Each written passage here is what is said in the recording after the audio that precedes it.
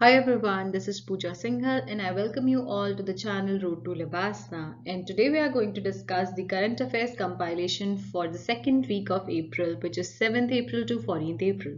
So let us start, but don't forget to use the same technique like pause the video, try to answer it on your own, and then write your score. And at the end of the video, compile your score and share it in the comment section, like how much you have scored out of total questions. Also, don't forget to read the question statement before the actual statements, which are the main statements of the question. So, and I hope with these small techniques, you'll be able to improve your score. So, let us start with the first question for the day. And it says, consider the following statements about Satyam program. सत्यम के बारे में आपसे question पूछ रहा है. So सत्यम क्या है? It was conceptualized in 2015 by DST, Department of Science and Technology, under its Cognitive Science Research Initiative CSRI, which was initiated in 2008 under the 11th 5-year plan. ये 11th 5-year plan के अंदर CSRI के लिए बोल रहा है. Second statement says its aim is to provide assistance to the society in today's critical condition arising due to COVID. Then third statement says the project may address improving immunity, improving respiratory systems, and interventions to overcome respiratory disorders and other dimensions like stress, anxiety, depression related issues due to isolation, uncertainty, disruption in normal life. So बहुत सारी information आपके पास इस question में है. ऐसे question generally देख के लोग घबरा जाते हैं, लेकिन ये देख के आपको घबराना नहीं है, क्योंकि ऐसे क्वेश्चंस जनरली आपको इजी होते हैं, इजी मिलते हैं जिसके अंदर ज्यादा डेटा होगा. So pause the video and try to answer what is the answer of this question. So the correct answer for this question is option D. That means all the statements are correct. Satyam was conceptualized in 2015. बिल्कुल सही है. किससे? Department of science and technology. और कौन से plan के अंदर? 11th 5-year plan के अंदर. इसका एम क्या है? अभी क्रिटिकल कंडीशन चल रही है कोविड की, तो उसके अंदर असिस्टेंस प्रोवाइड करना. क्या असिस्टेंस? इम्यूनिटी और रेस्पिरेटरी और ये इतनी सारी चीजें जो है, इन सब चीज में असिस्टेंस प्रोवाइड करना. And this, in the same way we used to show the answer in the previous video, we have the detailed explanation in the next available slide. So you can read the detailed explanation here and come back to us if you have any issues in the description, or you find any discrepancies with the data. So you can come back to us via the Telegram channel, and the Telegram channel is available in the comment section. So you can join that Telegram channel as well, so that any update regarding the new video will be posted there, and you will be notified. So next up we have, according to WTO, consider the following. World Trade Organization के according क्या है? If a country's GDP is among world's top 5 list, it will be considered as developed country. मतलब अगर GDP जो है किसी country की वो टॉप 5 की लिस्ट में आती है, तो उसको डेवलप माना जाएगा. रूल है ये उसका. और दूसरा रूल बोलता है, अगर if the country is among the world's top 5 exporter, अगर टॉप 5 एक्सपोर्टर में है तो उसको डेवलप कंट्री माना जाएगा. किस रूल के अकॉर्डिंग आप किसी कंट्री को क्लासिफाई करते हो कि ये डेवलप कंट्री है या डेवलपिंग कंट्री है? So the correct choice for this question is none. कोई भी ऐसा रूल नहीं है जिससे आप किसी कंट्री को ये रूल के अकॉर्डिंग बोल दो कि ये डेवलप्ड है या डेवलपिंग कंट्री है. ऐसा डब्ल्यूटीओ का कोई रूल नहीं है. There are no WTO definitions of developed and developing countries. कोई डेफिनेशन नहीं है. अभी ये न्यूज में क्यों था? क्योंकि चाइना ने अपना डेवलपिंग कंट्री का टैग देने से मना कर दिया. यूएस बोल रहा है अगर चाइना डेवलपिंग है तो यूएस भी डेवलपिंग कंट्री है. सो इस वजह से ये रहा है न्यूज में. आप नीचे देख सकते हो डेवलप्ड कंट्रीज में कौन कौन से आते हैं, और डेवलपिंग में इंडिया, चाइना, रशिया, ब्राजील, ये सब. सो चाइना का, यूएस का क्वेश्चन है चाइना के लिए कि चाइना डेवलपिंग नहीं है. Next question, consider the following about market intervention price scheme. MIPS, एक MSP स्कीम भी होती है. This is market intervention price scheme. तो it is implemented by department of fertilisers. It is for the procurement of perishable and horticulture commodities in the event of fall in the market prices only. Under the central government has asked state government to procure perishable and horticulture items from farmers. Central government allocate funds to state government beforehand for MIP, this market invention price scheme. So इसके अंदर पूछ रहा है आपसे कि what is the correct choice, कि कौन सी मिनिस्ट्री ने ये बनाया है, और इसके अंदर सिर्फ अगर प्राइसेस गिरते हैं तभी प्रोक्योरमेंट स्टार्ट होती है अंडर द स्कीम, और सेंट्रल गवर्नमेंट ने बोला है स्टेट गवर्नमेंट प्रोक्योर करेगी, और सेंट्रल गवर्नमेंट फंड्स भी एलोकेट करती है पहले से ही स्टेट गवर्नमेंट को कि वो प्रोक्योर कर ले उसके लिए. So what is the correct choice here? So here guys you see the correct choice is only third statement which says कि सेंट्रल गवर्नमेंट ने बोला हुआ है स्टेट गवर्नमेंट को कि वो पेरिशेबल और हॉर्टिकल्चर आइटम्स फार्मर से प्रोक्योर करेगी. बाकी के 3 स्टेटमेंट्स गलत हैं. फर्स्ट स्टेटमेंट क्या बोलता है? Department of fertilisers. तो डिपार्टमेंट ऑफ फर्टिलाइजर्स नहीं है, department of agriculture and cooperation है. सेकंड स्टेटमेंट आपका सेकंड स्टेटमेंट गलत है, क्योंकि अगर इंक्रीज भी होता है या डिक्रीज भी होता है रूलिंग रेट्स में तो भी ये एप्लीकेबल है, सिर्फ डिक्रीज के ऊपर ही एप्लीकेबल नहीं है, इसीलिए सेकंड स्टेटमेंट गलत है. और उसके बाद लास्ट स्टेटमेंट क्यों गलत है? उसमें बोला गया है कि स्टेट जो सेंटर फंड्स एलोकेट करती है वो पहले से ही स्टेट को एलोकेट करती है, तो ये गलत है. Funds are not allocated beforehand to states. Total जितना भी खर्चा हुआ होता है सेंटर का स्टेट का, उसके अंदर से सेंट्रल गवर्नमेंट 50% लॉसेस बियर करती है. सो बिफोर हैंड उनको पैसा नहीं मिलता है स्टेट गवर्नमेंट को.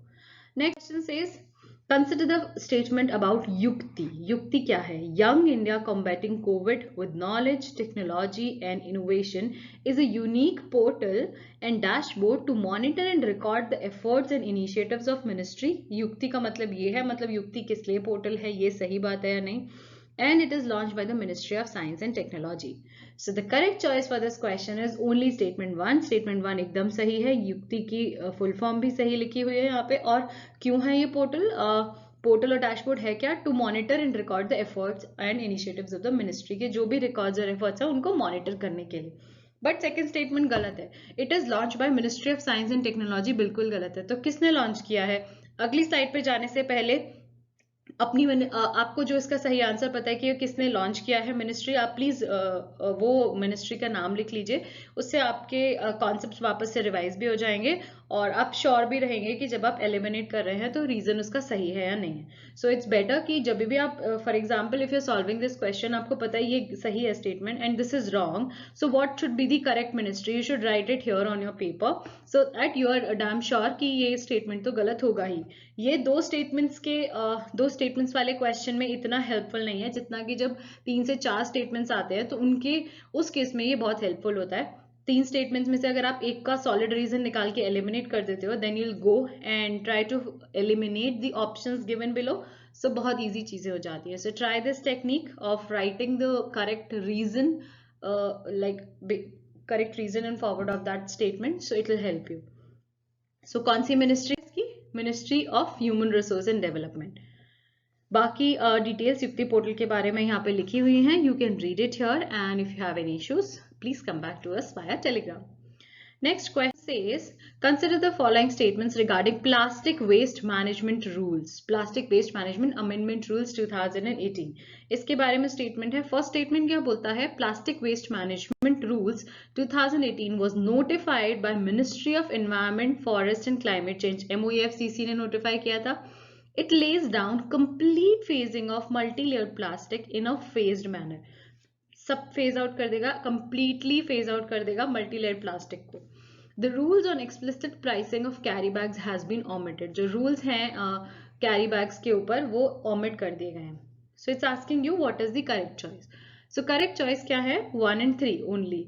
स्टेटमेंट 1 करेक्ट है, स्टेटमेंट 3 सही है कि उसके ऊपर जो रूल्स थे एक्सप्लिसिटली प्राइसिंग के वो हटा दिए गए कि क्या प्राइसिंग होनी चाहिए.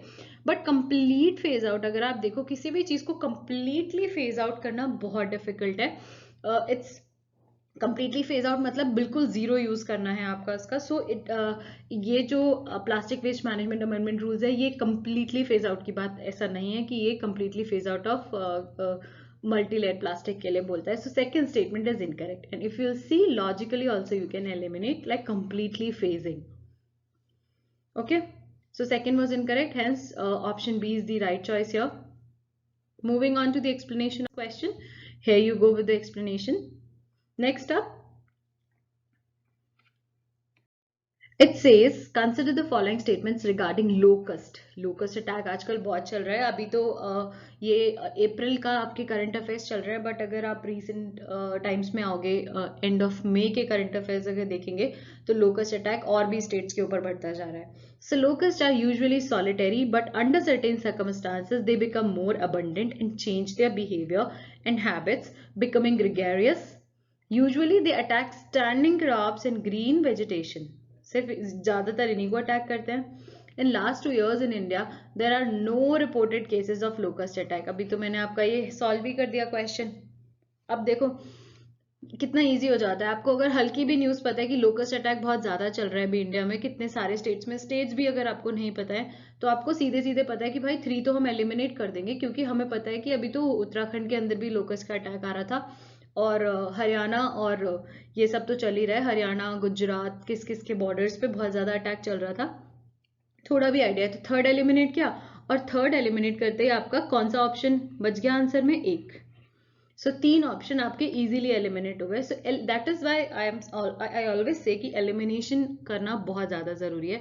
सारे स्टेटमेंट्स पता हो नहीं पता हो कि उसकी क्या डिटेलिंग थी, लोकस्ट क्या है, सर्टेन सर्कमस्टांसेस में अबंडेंट होते हैं, बिहेवियर बदलते हैं नहीं बदलते हैं, नहीं पता होना नहीं पता, बट फिर भी कोशिश करनी जरूरी है कि इन तीनों में से एटलीस्ट अगर आप एक भी एलिमिनेट कर पाओ तो शायद आप आंसर निकाल पाओ उसका 100% श्योर. 100% नहीं निकलेगा तो कई बार होता है 50-50 निकल जाता है, और 50-50 के केस में तो आपको ऑब्वियसली मार्क करना ही होता है, because you have higher chances of getting it correct. और ये करेक्ट होने के चांसेस आप अपने कैसे जज कर सकते हो?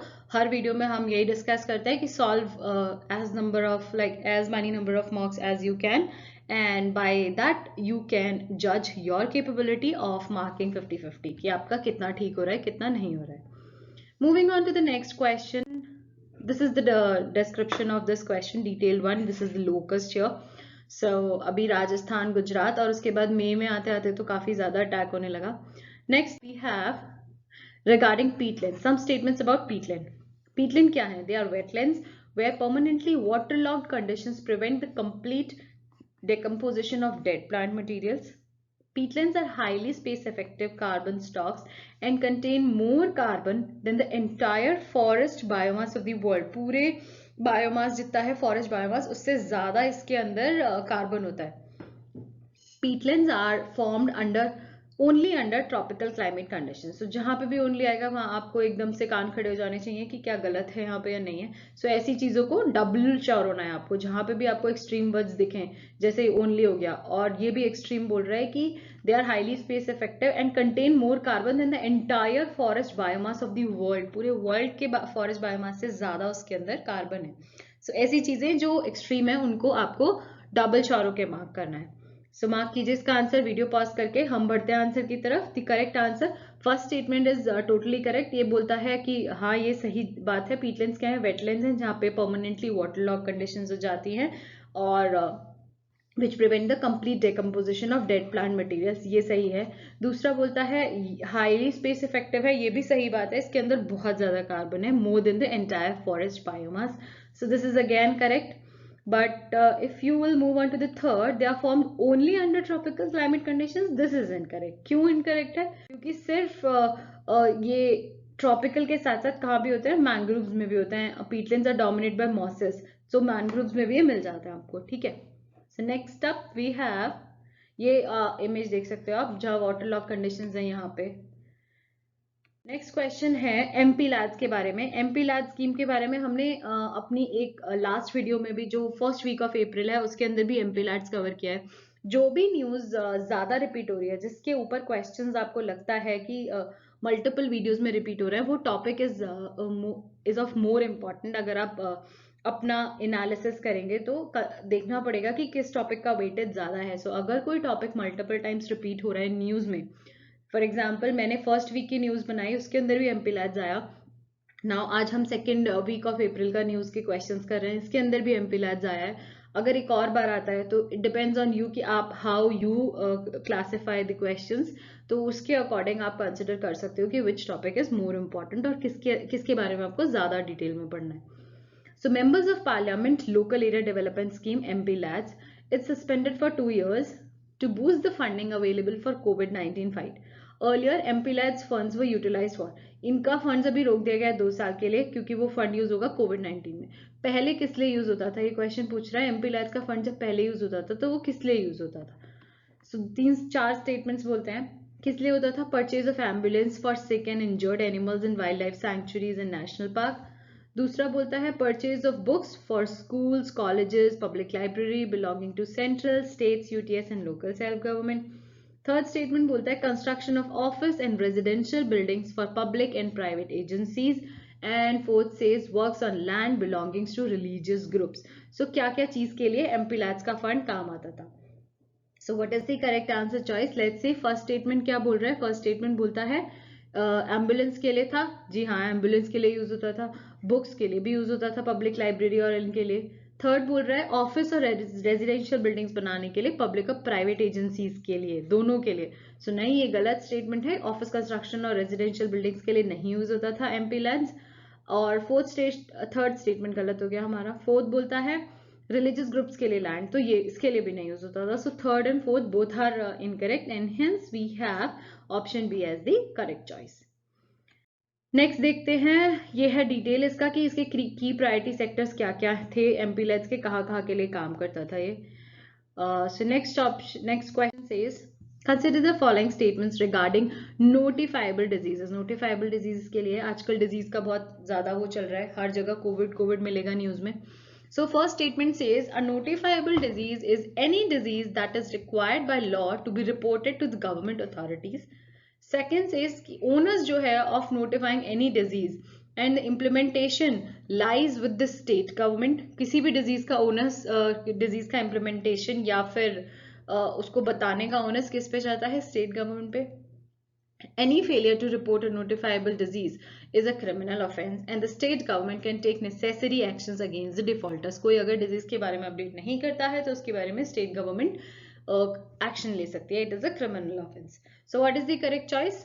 So all the statements are correct here कि ये required by law. law बोलता है कि इसे रिपोर्ट करना जरूरी है गवर्नमेंट अथॉरिटीज को और इसकी रिस्पॉन्सिबिलिटी स्टेट गवर्नमेंट पे आती है रिपोर्ट करने की. और कोई फेलियर अगर हुआ, कोई बंदे ने रिपोर्ट नहीं किया, कोई बीमारी है, स्टेट गवर्नमेंट को नहीं बताया, so criminal, it's an criminal offence और उसके अगेंस्ट नेसेसरी एक्शंस लिए जा सकते हैं. So we have option D as the correct choice.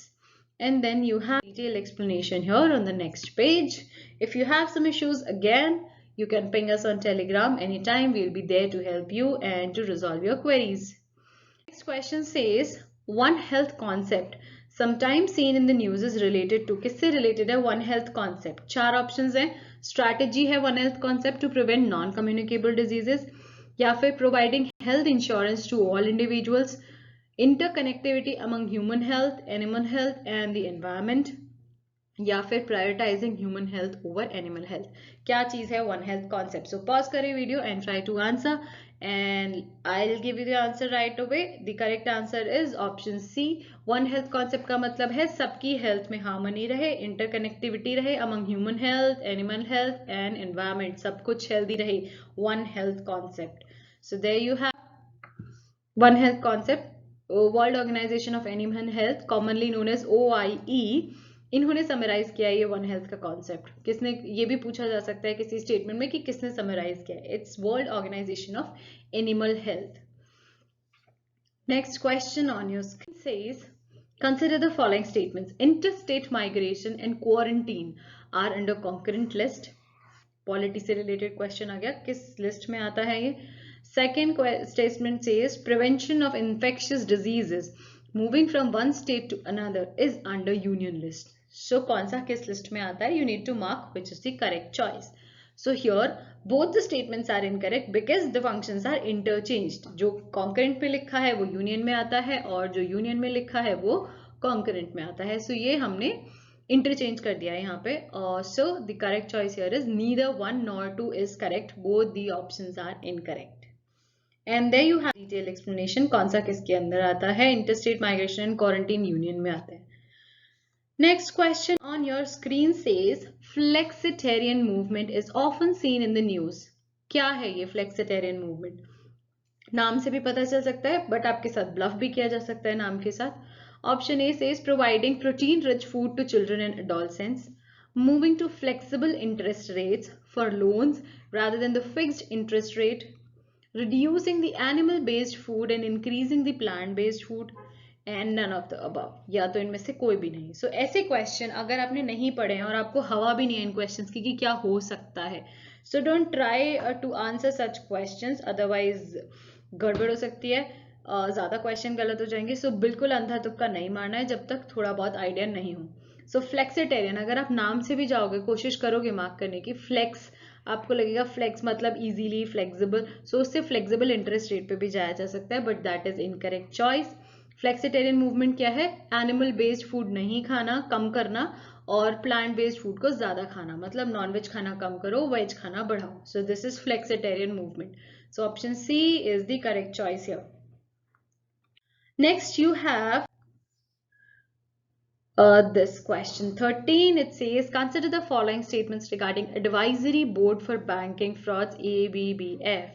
It says ABBF is being constituted by RBI to examine bank fraud of over 50 crores and recommend the action.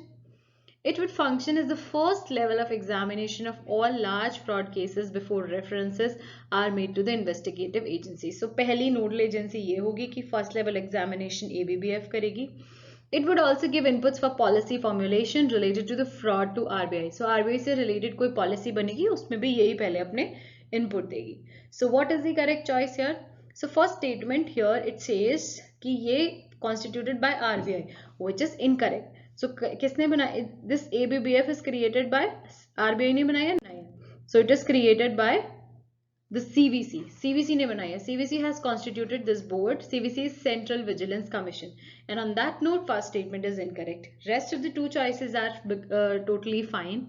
कि वो policies में भी बना सकती है, and this is the first agency, या फिर आप बोलो कि फर्स्ट नोडल, कि जहाँ पे आप जाके इन्वेस्टिगेशन करती है, वो फर्स्ट level of examination वही करती है. Okay, next question says currency and gold revaluation account, CGRA के ऊपर क्वेश्चन है. सो CGRA comprises unrealized gains or losses on foreign currency assets and gold due to fluctuations in exchange rate and prices of gold. ये CGRA है. CGRA can be used to compensate RBI का loss in the value of gold and foreign exchange reserve holdings. And third says Bimal Jalan committee recommended RBI to transfer the funds in the CGRA to central government. So एक Bimal Jalan committee बनी थी इससे related, so उसने ये suggest किया था. So you need to find out कौन सा option इसके अंदर से correct है. So we'll go to first statement. First statement बिल्कुल सही है कि ये किस लिए यूज होता है, क्या है? It comprises unrealized gains or losses on foreign currency assets and gold due to fluctuation. जो exchange rate में fluctuation हो रही है उसकी वजह से.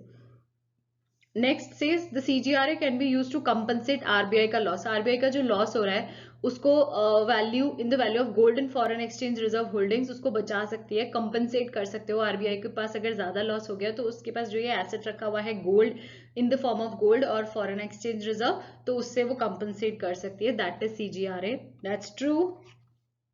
Third statement says Bimal Jalan committee recommended RBI to transfer the funds in CGRA to central government. This is incorrect. इन्होंने recommend नहीं किया था, उन्होंने बोला not to transfer the funds. So here you have the explanation. They decided, RBI has decided not to transfer any amount from CGRA. कि हम transfer नहीं करेंगे to the government as recommended by Bimal Jalan committee. तो इन्होंने transfer ना करने के लिए बोला था, करने के लिए नहीं बोला था. So next question. So the correct choice for this question is all three are I'm sorry, yeah. So all three are the endemic species, and there you have the detailed explanation and the next slide, like it's on your screen. So you have the detailed explanation कि कौन कौन सी endemic species है. So Western Ghat के endemic species पूछी गई थी, and all three were the endemic species. Next question on your screen says consider the following statements about trans fat. Trans fat क्या है? So trans fat is a type of unsaturated fat, and trans fat also occur naturally. Trans fat give a food a desirable taste and texture. So क्या statement correct है about trans fats? Pause your video and try to answer. And let me share the answer. The correct answer choice is all three statements are totally correct about trans fats. ये unsaturated fat है, naturally भी occur करता है, naturally भी है और man made भी है। मैन मेड ज्यादा बनने लगा है क्योंकि उससे बहुत ज्यादा लोगों को टेस्ट आता है, तो इट्स अ डिजायरेबल टेस्ट और टेक्सचर की वजह से मैन मेड ट्रांस फैट ज्यादा बनने लगा है। But all three statements are correct if you talk about this question. Moving on to the next one, it says the Indian Army commemorates September 23 every year as a half-year day to pay its respect to the 3 Indian cavalry regiments that helped liberate Hafia. हाफिया है कहाँ पे, location पूछी जा सकती है, कौन सी country में है, सऊदी, जॉर्डन, पैलेस्टीन या इजराइल। तो correct answer choice is Israel. Israel में है हाफिया का। And there you have the detail explanation कि क्यों सेलिब्रेट करता है हम 23rd September as a Haifa day. Next question on your screen says, consider the following statements regarding space internet. Space internet क्या है? For providing space-based internet, satellites must be placed only in low Earth orbit. When a satellite is in its lower Earth orbit, there will be zero time lag or latency in data transfer. So it's asking which statement is correct. So here for this question, nothing is correct. Both the statements are incorrect and you have the detailed explanation कि कहाँ only सिर्फ लो earth orbit में नहीं रखते हैं इनको, और आप यहाँ देख सकते हो in fact in use for several years now but only for a small number of users. Most existing systems use this geostationary orbit. It's located at height this over the earth's surface directly above the equator. So to observe the ground, therefore a satellite in geostationary orbit appears stationary. So isko dekhne ke liye it appears stationary, and you can have the some more detail here. And if you have any issues in this question or any other question, any discrepancy, please ping us on the Telegram channel. Next question on your screen says, consider the below statements about hydroxychloroquine. ये तो सबको पता है आजकल hydroxychloroquine क्या है. So the Bengal Chemical and Pharmaceutical Limited is the only PSU that can produce anti-Malarian drug in the country. The central government is supporting this PSU for above production. तो ये बोल रहा है कि सिर्फ एक इकलौती PSU है इंडिया के अंदर जो कि ये ड्रग बना रही है, that can produce this in the country. Country के अंदर सिर्फ एक इकलौता PSU है और सेंट्रल गवर्नमेंट सपोर्ट कर रही है दिस PSU इसके लिए, इस प्रोडक्शन के लिए. So what is the correct choice? Correct choice is statement 1 only कि हाँ ये इकलौता फार्मास्यूटिकल है हमारे कंट्री में जो एंटी मलेरियन ड्रग हाइड्रोक्लोरोक्वीन बना रहा है, लेकिन सेंट्रल गवर्नमेंट उसे सपोर्ट नहीं कर रहा है बनाने के लिए. So statement second is incorrect. और स्टेट गवर्नमेंट बोल रही है सेंटर को कि आप प्लीज परमिशन दे दो बनाने के लिए, बट सेंट्रल गवर्नमेंट अलाउ नहीं कर रहा है. Question says, what do you understand by biofortification of a crop? Biofortification क्या होता है? तो सबको पता होना चाहिए, बहुत बेसिक है एनवायरमेंट के लिए आपका. So to change the flavour of the crop, to increase some nutrients in the crop, to make the crop grow faster और to make the crop pest resistant. So biofortification क्यों करते हैं? So the correct choice is nutrients बढ़ाने के लिए उसके अंदर, to increase some nutrients in the crop, उसको biofortify करते हैं. And you have the detailed explanation. Genetic engineering की help से nutrients को बढ़ा दिया जाता है, उसी को हम biofortification कहते हैं. Next question says, consider the following diseases: cancer, Ebola, malaria and TB. इनके अंदर से कौन सी non-communicable diseases हैं? And you need to find out which are non-communicable diseases. So what is the correct choice according to you? Ebola, malaria and TB. These are communicable diseases. So according to this, what is the correct choice? The correct choice is C only, that is cancer is non-communicable. And you have the detailed explanation of communicable here. Communicable diseases कौन-कौन सी हैं? HIV, AIDS, malaria, Ebola, TB, etc. Next up we have consider the following statements about NTCA. NTCA का question कई बार previous year में भी पूछा गया है और ये बहुत सारी टेस्ट सीरीज में भी मैंने क्वेश्चन देखा है. So it's an executive body, the prime minister is the chairman of NTCA. तो क्या इसके बारे में इनकरेक्ट है? ये स्टेटमेंट पढ़ना जरूरी है. अगर आपको याद हो वीडियो के स्टार्टिंग में मैंने बोला था कि क्वेश्चन स्टेटमेंट पहले ध्यान से पढ़ना है. ये क्वेश्चन स्टेटमेंट होती है, इसको आप पहले पढ़ो, अंडरलाइन करो पूछ क्या रहा है, करेक्ट या incorrect, then go to the exact statements and read it carefully. और ये दिमाग में रखते हुए कि करेक्ट पूछ रहा है या इनकरेक्ट, अदरवाइज पैनिक स्टेट में ये चीज छूट जाती है generally. So the correct incorrect is both are incorrect. Executive body नहीं है, स्टैचुरी बॉडी है. और NTCA के चेयरमैन कौन होते हैं? MOFCC. Next up we have cytokine storm क्या है? A rapid deepening of a mid-latitude cyclonic low-pressure area typically occurring over the ocean but can occur over land as well. A small localized updraft of rising air, increase of some chemical in the body, lack of some chemical in the body which can lead to severe illness. So अगर इसके बारे में भी किसी को नहीं पता है तो स्टॉर्म से पढ़ के आप एनवायरमेंट से रिलेटेड, ज्योग्राफी से रिलेटेड लगा सकते हो कि तूफान आएगा, वही होगा कुछ तो स्टॉर्म से related, but no, that's incorrect. Cytokine storm क्या है? बॉडी के अंदर कुछ केमिकल्स एक्स्ट्रा हो जाते हैं, एक्स्ट्रा रिलीज एक्स्ट्रा, और वो एक चेन रिएक्शन बन जाता है. The more chemical is released और उससे ज्यादा चीजें और बढ़ती जाती हैं, एंड विच कैन लेड. ये किससे रिलेटेड है? हमारा अभी कोविड में भी यही हो रहा है, ये रेस्पिरेटरी इश्यूज करता है. और क्या इंक्रीज करते हैं? Immune cells. इम्यूनिटी, हमारी बॉडी इम्यूनिटी सेल्स ज्यादा रिलीज करने लगती है और जिससे हमें इन्फेक्शन हो सकता है. Excess of everything is bad, so उससे इन्फेक्शन हो सकता है. Next up you have consider the following statements about Artemis programme. Artemis programme क्या है? जॉइंट प्रोग्राम है नासा और इसरो का.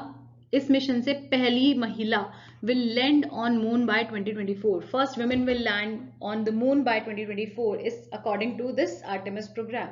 So what is the correct statement here?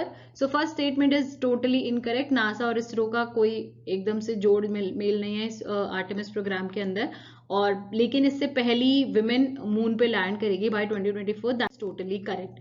ये सिर्फ नासा का मिशन है, इसरो का कोई लेना देना नहीं है इसके अंदर. इस मिशन की एक और बात है, 4 एस्ट्रोनॉट्स वहां पे 7 दिन के लिए रहेंगे. Next up, you have the other important topics for this week, which is seismic noise.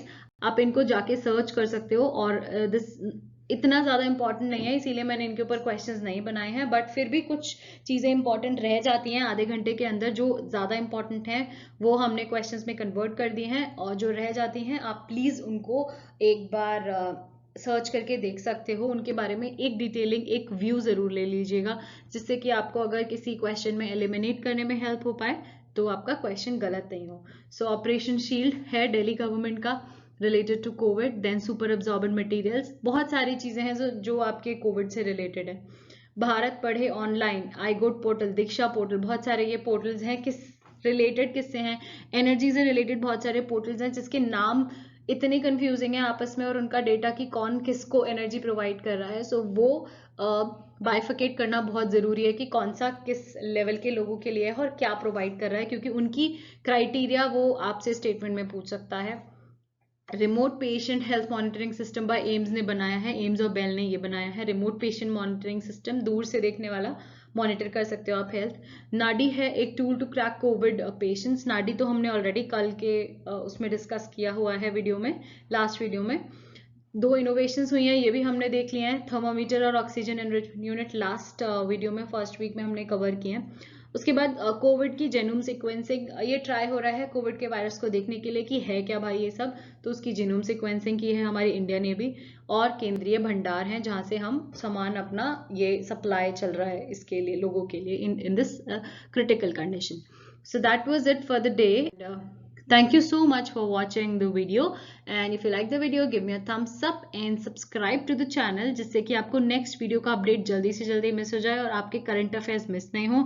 I hope you like the current affairs prepared by me, and if yes then please share with your other friends जो कि ये preparation कर रहे हैं, so that they can also take a benefit of this. And till then, see you for my next video, and take care. Bye bye.